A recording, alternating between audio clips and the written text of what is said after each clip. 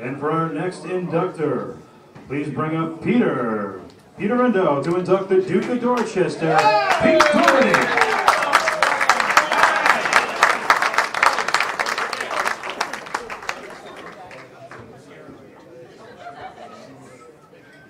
So to answer the first question of who the hell was this guy, like most of you, I'm a wrestling fan first and foremost, who's been given the honor today of inducting my favorite wrestler of all time, a true Boston legend, Pete Doherty, into the New England Wrestling Hall of Fame. For over 2 decades, Pete was a mainstay on the New England wrestling scene, hitting wrestling rings all over the Northeast, hitting just as many bars, if not more, along the way. Pete broke into wrestling in 1971 and quickly earned a reputation as a reliable worker, working mostly undercards, taking matches all over New England, most of the Northeast, into Canada, really wherever he was needed. From Jack Witchy's in North Attleboro, Mass., all the way up to Madison Square Garden in New York City, Pete would take on all comers and generally lose. Pete worked with many legends of the 70s, including Larry Zbyszko right here, Andre the Giant, and just about every Hall of Famer that there is. Being on the road with the boys meant many meals and drinks, of course, and it was not uncommon for Andre to hop into Pete's convertible and race against time back to Boston to try to make last call at one of Pete's favorite watering holes in the city. Pete got his first big push in '77 when Vince gave him the mask and robe and they dubbed him the Golden Terror. Along with his manager, Captain Lou Albano, Pete found himself in many main event matches against the likes of future WWF champion Bob Backlund. Even his fans all along were yelling out, "We know it's you under there, Doherty!" When the Golden Terror's reign had ended, it was business as usual. Pete went back to the road, trying to provide for his young family, even as it meant more and more time away from home. One night, Pete arrived late to the arena after working the day shift at the Quincy Shipyard, and was greeted by the words of Chief Jay Strongbow, who said, "Well, well, if it isn't the friggin' Duke of Dorchester." And with that, one of wrestling's great nicknames was born. In the early 80s, there were sweeping changes going on in the wrestling scene thanks to Vince Jr., and the Duke of Dorchester was making the Boston Garden his kingdom. By now, fans have become quite familiar with his wild antics and his missing teeth, which were certainly a trademark. An orthodontist nightmare, according to Mean Gene Okerlund, the Duke used every dirty trick in the book against some of the top baby faces of the era. From Boston to Providence to Worcester, wherever he was needed, the Duke put on a show, drawing heat from the fans, dishing out and taking some old school beatdowns, and generally, again, taking the loss. The Duke knew how to put guys over and understood that if his opponent looked good, he looked good. And Vince took notice, and pretty soon, the Duke had the honor of facing the Junkyard Dog in the first ever match on Saturday night's main event. Yeah. He lost that match, of course, but not before dropping 3 F-bombs on live TV.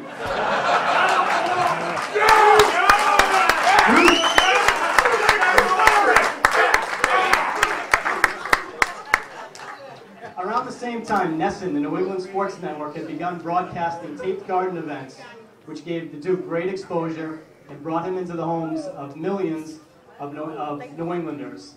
Thankfully, there was no high def at the time for Nesson. In 1986, the Duke won over even more fans after winning a battle royal at the Garden, $50,000, and had a brief feud with King Kong Bundy, which culminated in the Duke smashing Bundy over the back with a chair and getting disqualified. The fans loved it, and he was getting more and more popular. The Boston Garden has been home to many epic sporting events over the years, no doubt. However, one could argue that the defining moment happened on September 12, 1987. The running gag with all the commentators was that the Duke had never won a match in his career. On that night, history was made as the Duke pummeled Leaping Lanny Poffo in front of a stunned Garden crowd.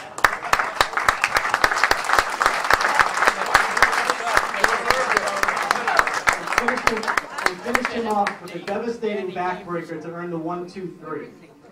Within 10 minutes, the Duke was back at ringside, booting Lord Alfred Hayes from his seat next to Gorilla Monsoon, and announcing his retirement from wrestling, and his ambition to become a full-time broadcaster. While the retirement from the ring was short-lived, his announcing career certainly took off.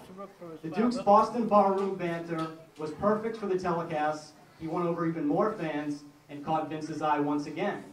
Vince soon had Pete flying down to Texas to announce matches down there as a completely biased announcer favoring any heel that would be in the match. Calling a Brutus Beefcake $1 Million Man match, the Duke yelled out, "This beefcake is a bum! How can you do that to a man who wants to help the poor? A man who wants to help people!" Soon chants of "Duke! Duke! Duke!" were heard echoing off the rafters of the old garden. Pete's popularity was increasing night after night, and his newfound popularity resulted in a change in bookings, and he now started to square off against some of the top heels of the era, including Akeem, Bad News Brown, and the Samoans. His notable moves, including the eye gouge, the fingernail rake, and the biting of every body part, were now drawing cheers and laughter from sold-out crowds. Tired of Hulk Hogan always ducking the Duke, which he did, and as did every other champion the WWF ever had, and with commentary growing a bit stale, Pete decided for a new challenge. It was time for a new challenge. The Duke had kicked down many doors already, and now it was time for Hollywood. Vince cast Pete as Klondike Kramer, a toothless, raggedy biker, which was quite a stretch, in the 1989 classic No Holds Barred starring Hogan. After being snubbed by the Oscars, he was back to the ring for a 2-year farewell tour, during which the curtain slowly closed on an amazing and diverse 20-year career. I invite you all to stand and pay respect now to true wrestling royalty, wrestler, commentator, actor, one of the ring generals of the business. Ladies and gentlemen, the Duke of Dorchester, Pete Doherty.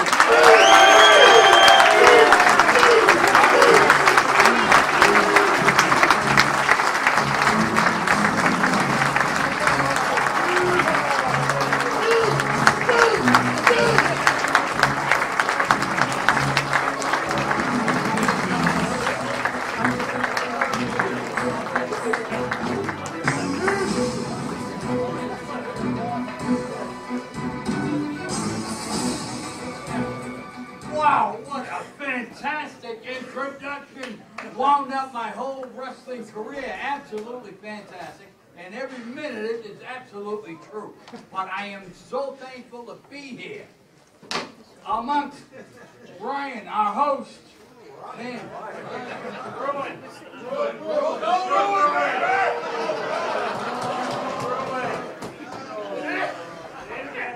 I'm waiting.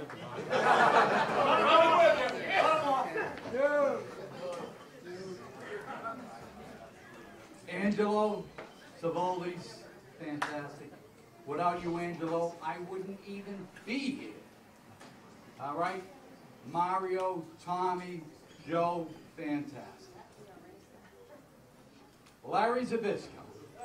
We started out in the beginning, had a fabulous time. Unbelievable. Over here, I would have had a better career, to be honest with you, if it wasn't for Tim White.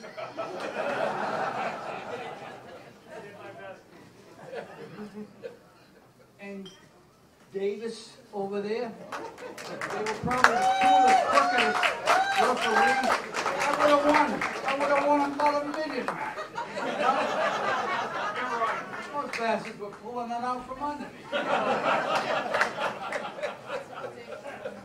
Superfly, fantastic.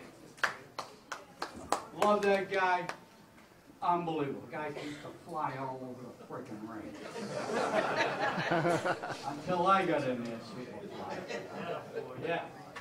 And he says, "Oh, brother, take it easy on me." I kicked the living shit out of him.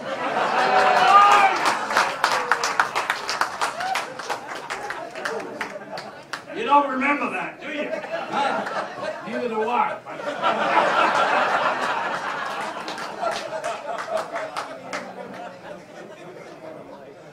Zbyszko, I love this. We're in Madison Square Garden. God damn it, super time, fabulous. He's got a hot thing going with Bruno Sammartino. Comes out and says to Vince McMahon Sr., I'm not gonna friggin' wrestle tonight. Vince McMahon says, no you're not, you're getting in that goddamn ring. The place is sold, Madison Square Garden, sold out. They got the thing that fell falling next to it, that's sold out. Stay with me, I talk fast. I'm gonna give you about a half hour in 15 minutes. Larry says to him, I want 25 grand. I'm sitting across the room over there.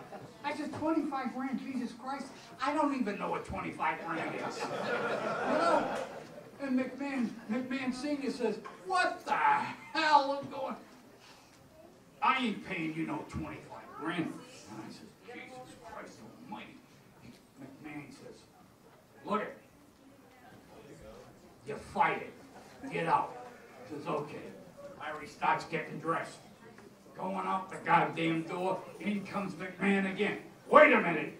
What do you want? All right, I want the 25 grand. And I want it right now. McMahon says, we ain't got it right here. That's bullshit. You got it right here. Madison Square Garden, they drinking about 100,000 every freaking night. Now, McMahon says, sit down, yes, son of a bitch. Now, this is from a guy I never ever heard swear. Vince McMahon Sr. Always, you know, dresses top class, walks in, Mr. Class, bada boom, bada bang. And he says, sit down, you son of a bitch. I'll be right back.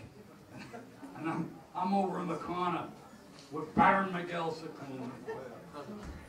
And I'm saying, Baron, I've never seen 25 grand in my friggin' life.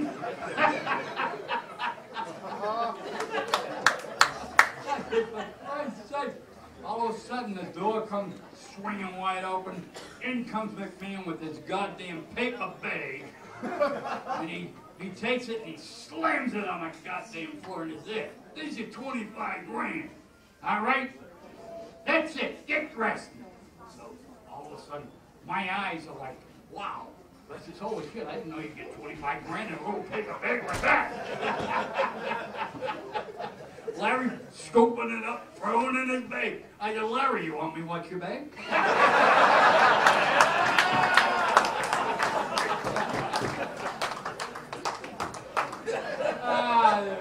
There are so many great times. Now you know why. What's your fucking name again?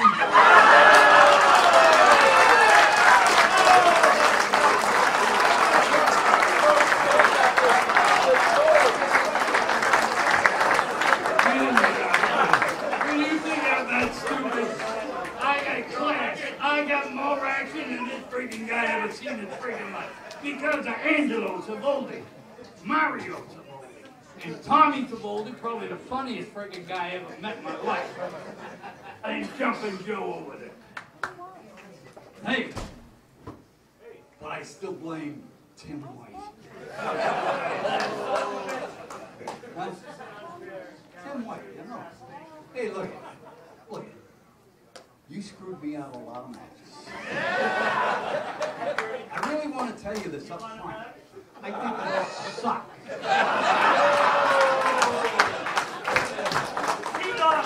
And Danny Davis, the two of you were so friggin' crooked. I knew if I seen one of you as my goddamn referee, I lost!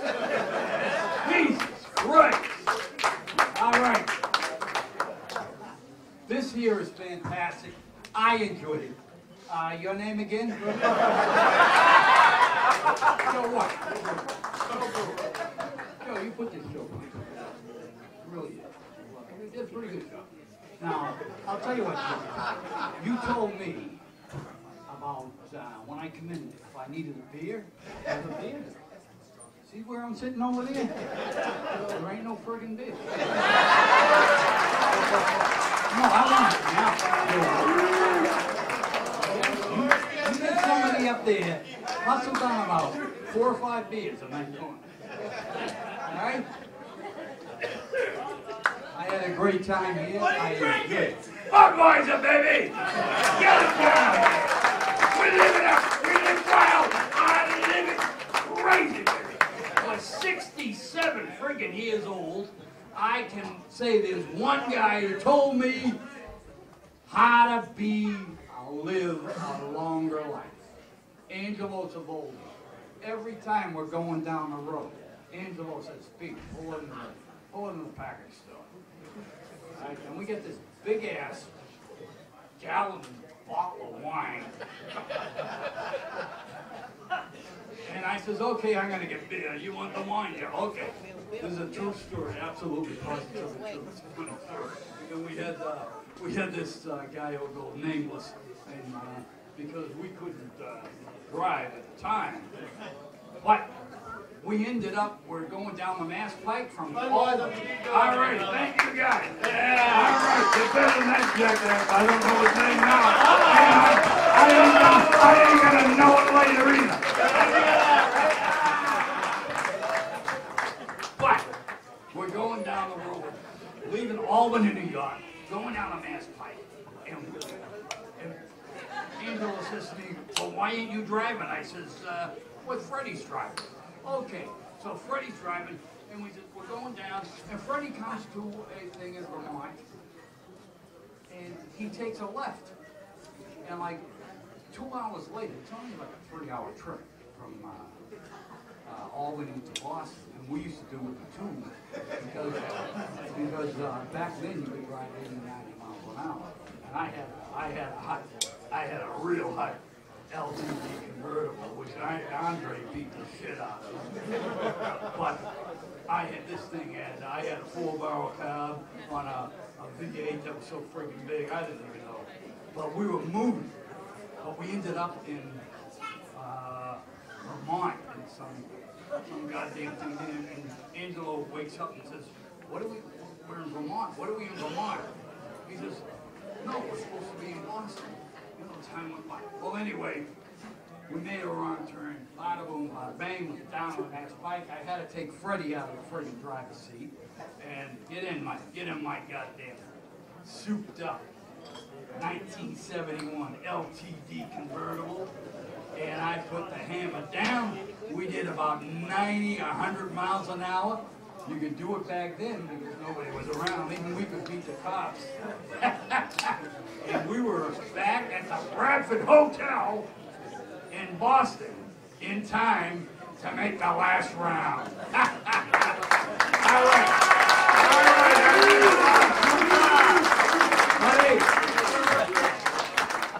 I appreciate it. I really had a great time here tonight. And you know something? It's nice, someone said earlier, it's nice when you're with family, and they're right.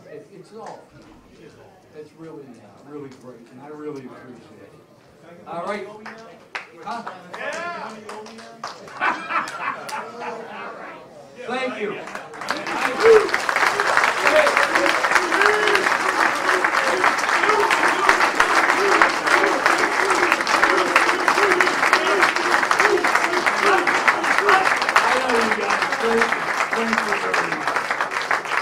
I apologize for saying your name wrong. You fucking asshole. Duke of Dorchester, Pete Doherty, give it up.